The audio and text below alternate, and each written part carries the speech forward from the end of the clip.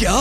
ये प्रेग्नेंट कैसे हो सकती है? अभी तो इसकी शादी को 24 घंटे भी नहीं हुए हैं। देखिए मिस्टर गौतम गुलेरिया, मैं समझ सकती हूँ, लेकिन आपको बता दूं कि प्रेगनेंसी 4 महीने पार हो चुकी है, so abortion is out of question. कल रात को ही तो अनिका की शादी शहर के रईस कुणाल डोगरा से हुई थी। वो डॉक्टर को समझाने के लिए जैसे ही आगे बढ़ी, तभी उसके पिता गौतम का झंडाटेदार थप्पड़ उसके गाल पर पड़ा।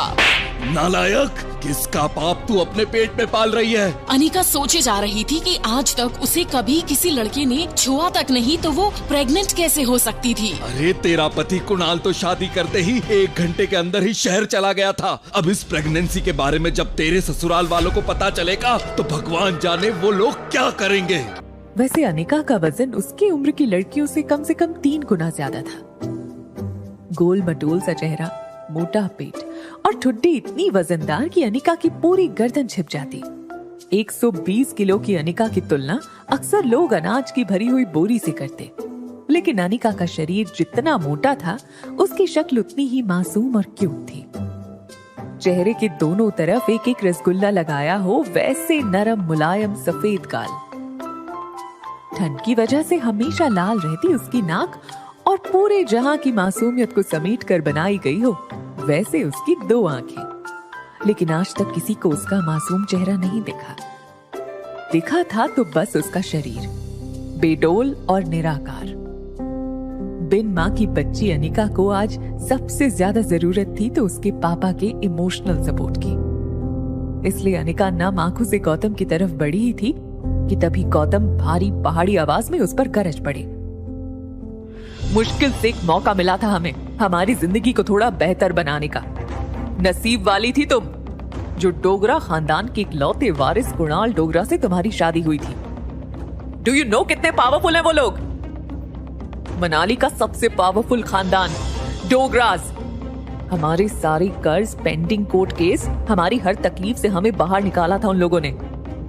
लेकिन शादी के 24 घंटे में ही तुमने हमारी जिंदगी वापस जहन्नुम बना दी।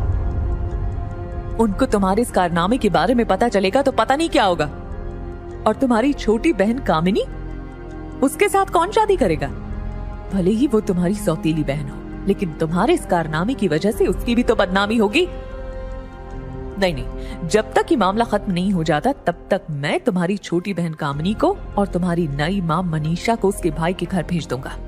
लेकिन आज नहीं तो कल सबको पता चल ही जाएगा। ये बोलते हुए गौतम अपना सर पकड़कर सोफे पर बैठ गए थे। अब उनकी आवाज में गुस्सा कम और डर ज्यादा सुनाई दे रहा था, लेकिन गौतम के आंसू मानो करारे शब्द में बदलकर उसके मुंह से निकल रहे थे। तेरा पति कुणाल तो शादी करते ही 1 घंटे के अंदर ही शहर चला गया था। अब इस प्रेगनेंसी के बारे में जब तेरे ससुराल वालों को पता चलेगा तो भगवान जाने वो लोग क्या करेंगे। समाज में इज्जत तो उछलेगी, मगर हम फिर से उसी दलदल में फंस जाएंगे जहां से निकाल कर लाए थे वो लोग हमें। काश तुम भी अपनी माँ के साथ ही। अनिका वो सुन चुकी थी जो गौतम कहते कहते रुक गया था। अनिका को कड़वे शब्द सुनने की आदत तो थी ही, मगर आज सवाल उठा था उसके चरित्र पर, उसकी पवित्रता पर। अनिका इस चक्रव्यूह से जल्द बाहर निकलना चाहती थी, मगर उसे कुछ समझ नहीं आ रहा था कि वो क्या करे। वो सोच रही थी कि जो कुछ भी हो रहा है, अगर वो झूठ था तो फिर उसके पेट में सांस लेने को उत्सुक ये सच क्या था। अगले दिन गौतम ने घर में लगे सारे सीसीटीवी कैमरे के पिछले 5 महीने की फुटेज मंगवाई और बारीकी से देखने के बाद वो ये जानकर हैरान हो गया था कि पिछले 5 महीनों से छोटी मोटी बीमारी के चलते अनिका घर के बाहर कहीं गई ही नहीं थी। ये देखकर गौतम का गुस्सा अब आश्चर्य में बदल गया था।